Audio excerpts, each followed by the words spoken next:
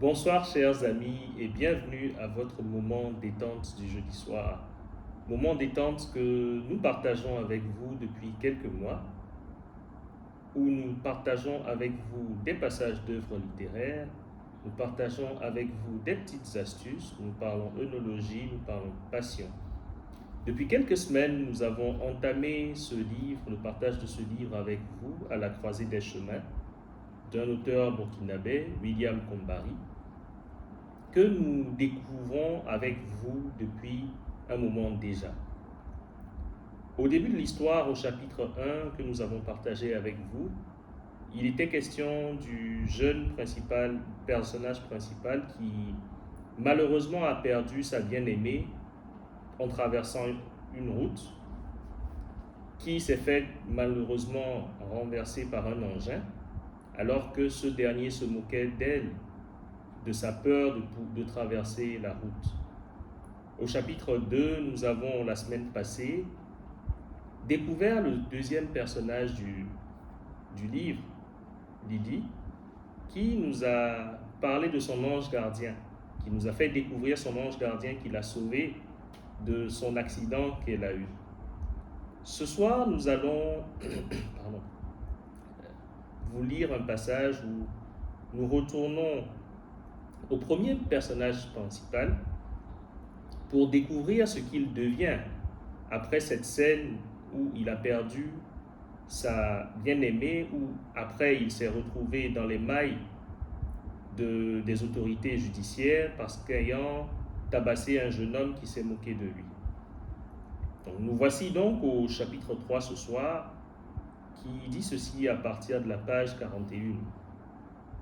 Le voile de la nuit descendait sur le monde dans un silence mystérieux. Les marchands se hâtaient, ceux des périphéries qui devaient rejoindre leur bled avant la tombée de la nuit. Par ces temps courants, les marginaux de la société et les amateurs de gains faciles sévissaient fréquemment. Les rues étaient embouteillées et nous dûmes faire des détours. Derrière la vitre où j'avais collé mon visage, je regardais se défiler le triste quotidien des hommes et je me demandais pourquoi. Le savez-vous, vous, pourquoi les hommes ont toujours l'air tristes et sûrement le sont-ils? Non, vous ne le savez pas. C'est cette course-là qui les fatigue. Plus on court, plus on se fatigue. Lorsqu'un athlète prend le départ d'un marathon, il sait déjà son point de chute, la fatigue qu'il aurait dû sentir de façon pénible.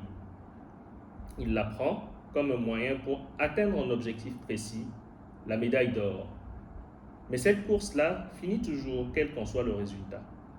Il est une course dans laquelle les hommes sont engagés et qui ne finit pas, ou du moins qui finit avec la vie. Cette course-là est pleine d'embûches. Certains y participent avec de loyaux moyens, d'autres ne visent que la fin.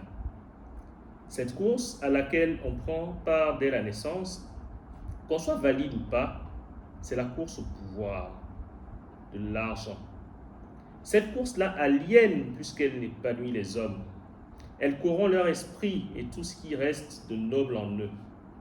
Plus ils courent, plus ils ont envie de courir et cette course leur est pénible car ils ignorent quand elle finira. Voyez cette dame sur sa motocyclette Yamaha, le regard lointain. Elle revient du service où elle exerce pour l'argent.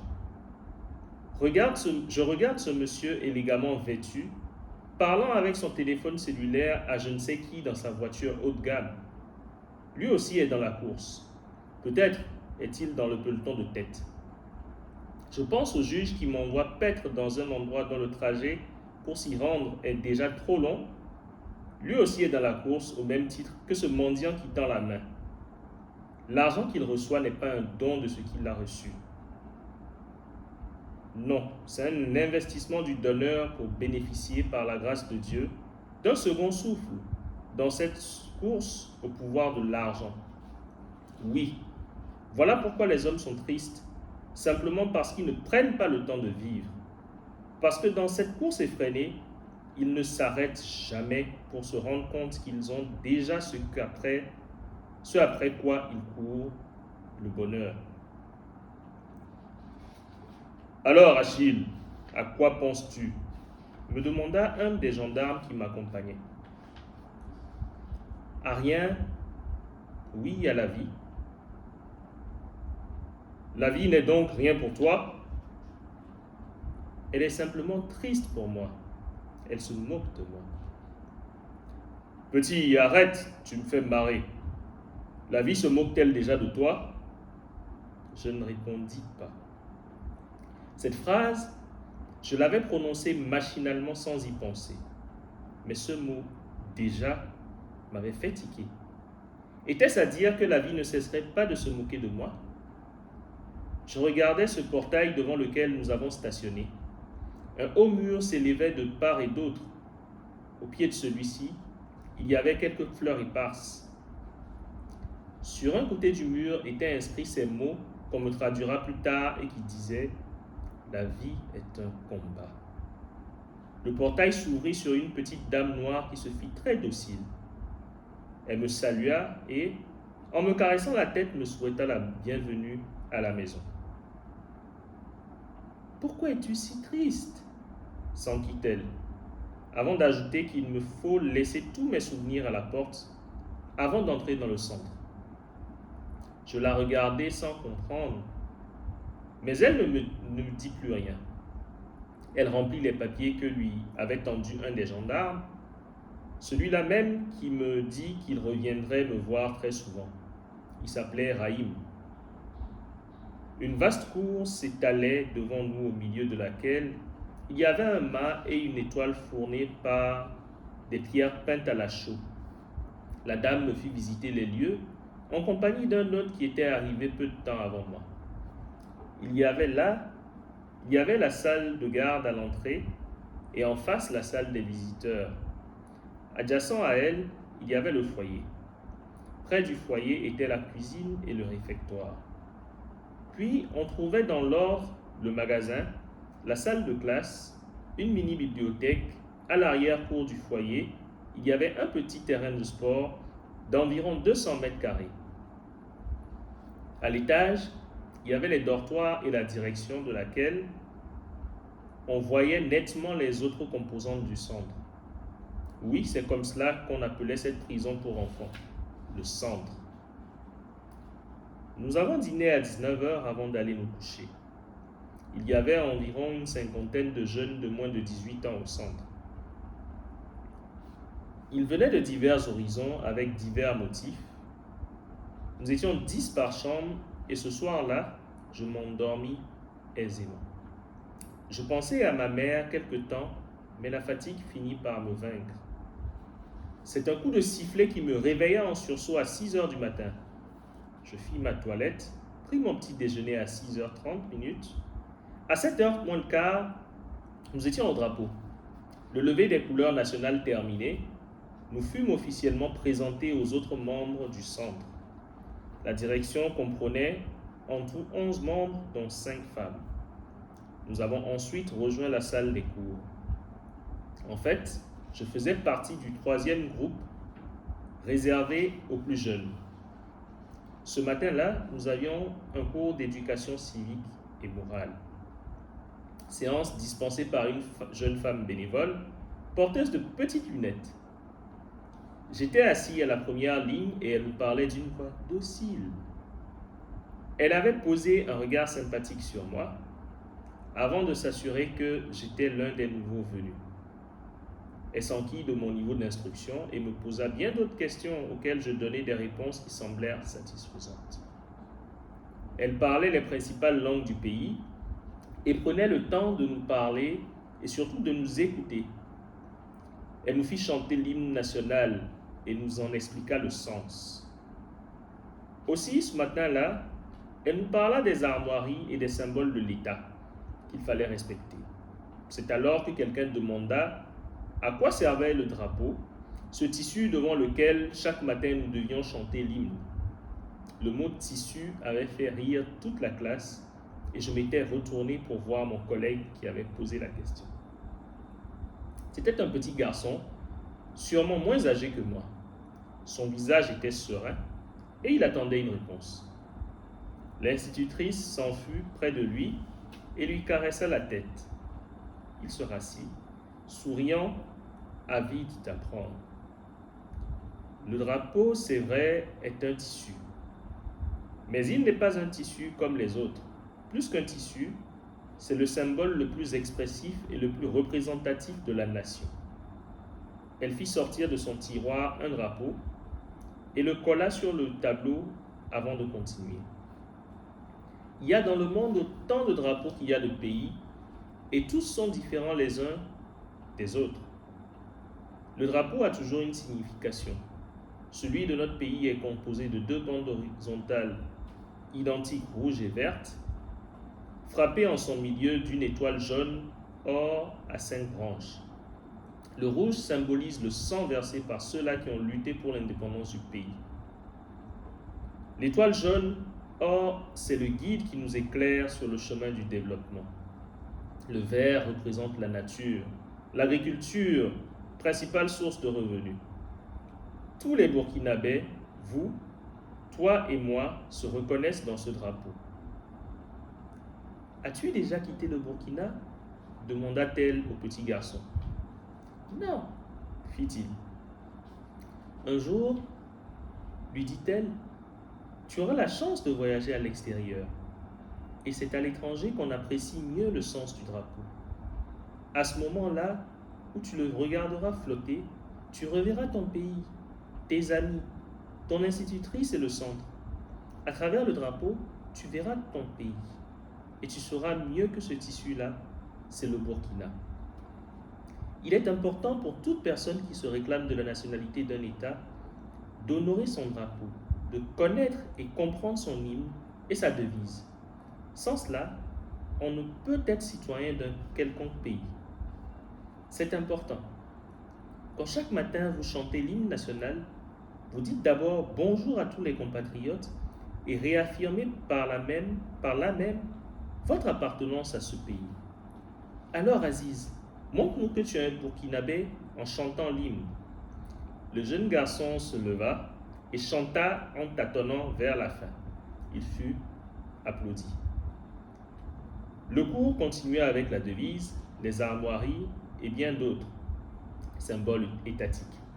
J'ai suivi la séance avec beaucoup d'attention et en cette matinée, j'ai beaucoup appris.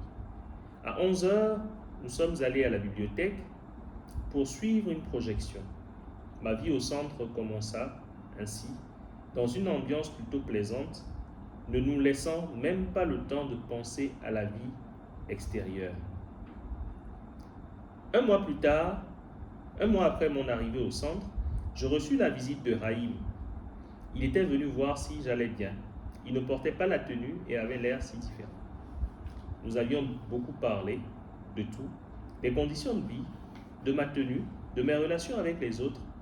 Il m'écoutait patiemment et ne manquait pas de me taquiner à l'occasion. J'avais demandé s'il avait des enfants et il me précisa qu'ils étaient plus bandits que moi. Il m'expliqua ce que lui faisait endurer son petit garçon qui avait à peine mon âge. L'amour qu'il avait pour ses enfants était manifeste, débordant dans l'expression de ses yeux quand il en parlait. Il m'avait apporté un sachet plein de friandises qu'il me laissa en partant. Je n'ai cessé de penser à lui, de penser au bonheur qu'on pouvait vivre l'ayant comme père. Depuis 2 mois, je n'avais pas vu ma mère et Moussa qu'une fois. Je n'avais vu ma mère et Moussa qu'une fois. Ils étaient venus me rendre visite une semaine après Raïm.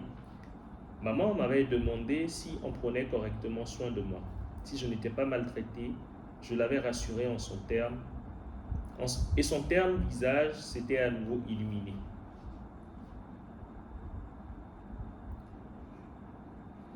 Après le départ de ma mère, Moussa était resté pour me donner des nouvelles du quartier. Il me dit d'abord que l'enfant que j'avais battu s'était remis de ses blessures et était même devenu son ami. Il me dit alors qu'il continuait à vendre de la cigarette mais ne gagnait pas assez d'argent. Il avait aussi apporté des fleurs une fois à Asita. Ce prénom m'avait fait frémir et je m'étais senti coupable de trahison. En fait, depuis que j'étais entré au centre, je n'avais plus pensé à elle régulièrement. La première chose que je fis alors, à la première sortie, fut un acte de réconciliation avec Aceta. Je ne m'y attardai pas pour autant. Je me rappelle alors de cette phrase de notre institutrice d'éducation civique et morale, alors que je lui parlais de mon amie défunte.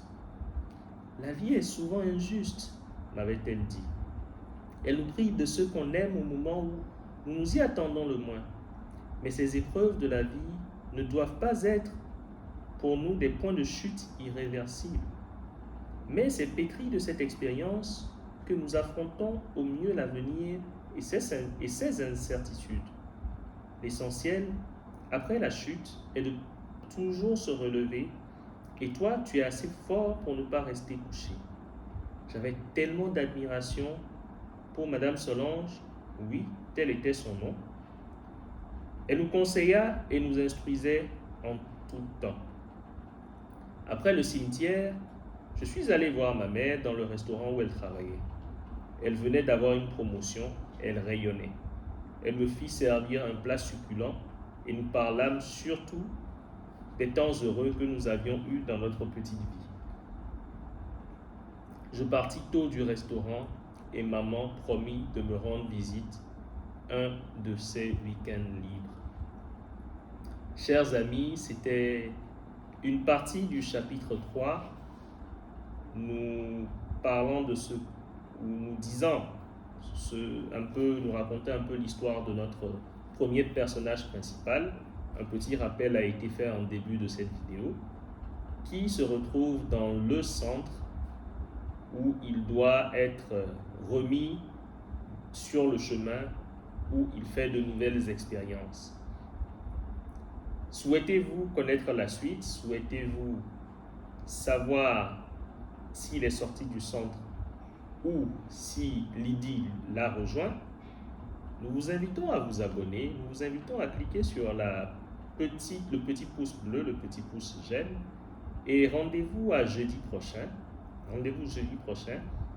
pour continuer cette belle œuvre, pour savoir si la fin est une des fins que nous connaissons d'habitude ou si elle est plus spéciale.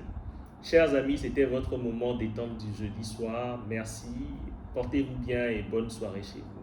Allez, bye bye.